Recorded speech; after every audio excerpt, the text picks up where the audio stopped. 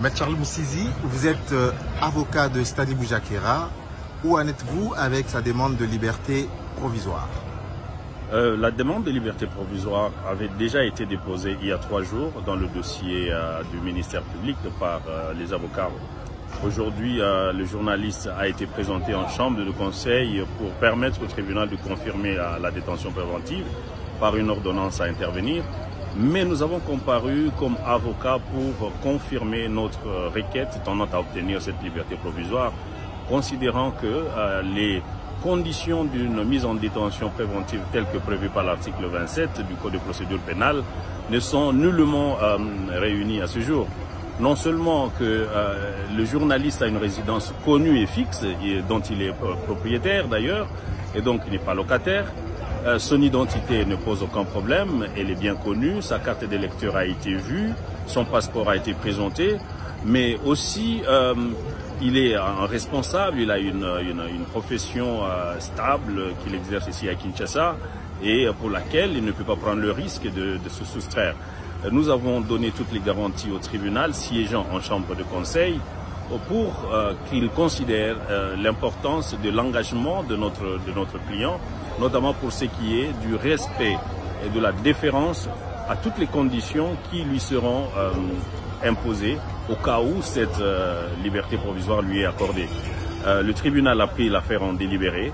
Nous sommes donc en attente d'une ordonnance, soit décidant de la confirmation de la détention préventive du journaliste, soit lui accordant la liberté provisoire avec les conditions qui encadrent, évidemment, avec les conditions d'encadrement de cette liberté provisoire pour que, éventuellement, si jamais elle est accordée, le prévenu ne puisse en abuser. Mais que lui reproche-t-on exactement? Le ministère public affirme que notre client a fait usage d'un rapport qui est faux.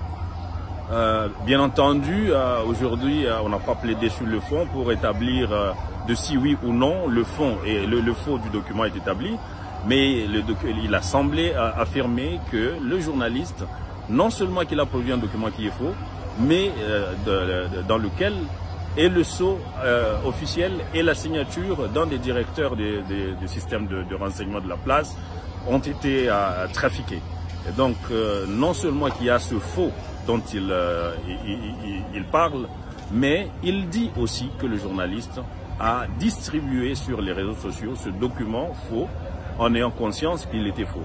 Et tout cela, en fait, ne sont que des allégations pour le moment, parce que non seulement le faux n'est pas établi, mais aussi et surtout que notre client n'a jamais distribué ce document, n'a jamais lui-même pensé à établir si oui ou non il était faux. Dans le cadre de communication avec ses collègues journalistes, il est arrivé qu'il se partage un document sans qu'il soit besoin d'en discuter ni du contenu ni de la pertinence. Mais actuellement, où est Stani Boujakera?